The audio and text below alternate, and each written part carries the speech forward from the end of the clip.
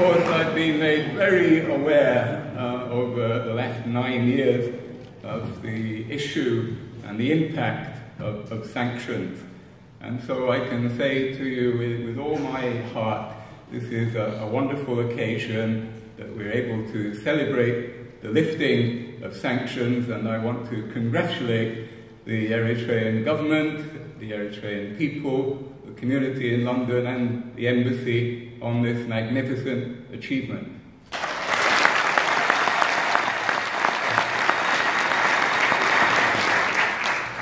Eritrea has suffered under sanctions for over 9 years. And I want to say a word about sanctions generally, because Eritrea has not been alone in suffering from unjust sanctions. The United Nations has sanctions on 20 countries. The EU has sanctions on a further 30 countries.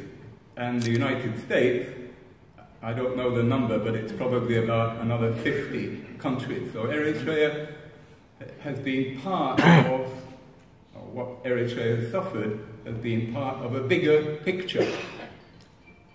Sanctions are a terrible thing in general. Sanctions are a form of war. Sanctions are forms of economic mass destruction. They're weapons of economic mass destruction, which can cause as much damage to a nation as bombing.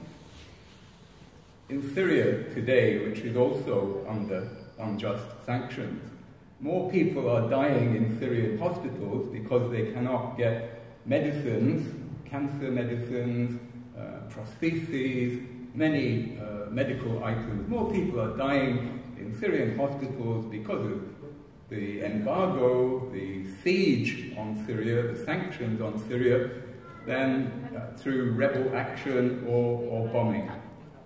Sanctions are a terrible thing. Academic experts have studied the impact of sanctions in more than 100 cases and have concluded that with very, very few exceptions, they don't work. They simply do not work. Look at Eritrea's sanctions. Can anybody claim that there was any point, that there was any purpose served, that there was any objective that was achieved by imposing sanctions on Eritrea for 9 long years? Obviously no purpose was served. Eritrea did not surrender. Eritrea did not bend the knee. Eritrea never kneels. Yes.